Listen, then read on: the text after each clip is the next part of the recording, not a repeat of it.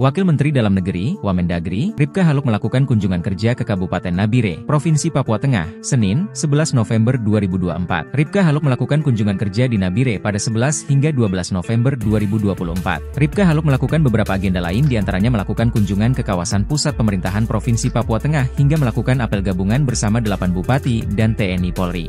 Kunjungan ke Nabire ini merupakan kunjungan kerja perdana Ripka Haluk sejak dilantik menjadi Wamendagri oleh Presiden Prabowo Subianto Wakil Presiden Gibran Rakabuming Raka. Ripka Haluk merupakan putri Papua yang bukan orang baru dalam bidang pemerintahan. Wanita asal Kabupaten Jayawijaya, Papua Pegunungan itu pernah menjabat sebagai penjabat Gubernur Papua Tengah selama hampir 2 tahun sejak 11 November 2022 hingga 18 Oktober 2024. Sebelumnya pada tahun 2023, Ripka Haluk dilantik sebagai Sekretaris Daerah Provinsi Papua Tengah definitif. Perempuan yang lahir pada 10 Januari 1971 itu juga pernah mengemban jabatan sebagai staf ahli Kementerian Dalam Negeri Republik Indonesia bidang aparatur dan kepentingan publik. Karirnya di pemerintahan dimulai ketika menjabat sebagai Kepala Subdinas Peningkatan Kesejahteraan Keluarga di Kabupaten Jayawijaya pada tahun 2001. Selama lebih dari 1 dekade Ripka Haluk meniti karir di lingkungan Pemkab Jayawijaya. Karir Ripka Haluk terus menanjak ketika ia menjabat sebagai Kepala Badan Pemberdayaan Perempuan dan KB Kabupaten Jayawijaya pada tahun 2011, sebelum melanjutkan sebagai Kepala Dinas Kesejahteraan Sosial dan Masyarakat Terisolir Provinsi Papua pada tahun 2013.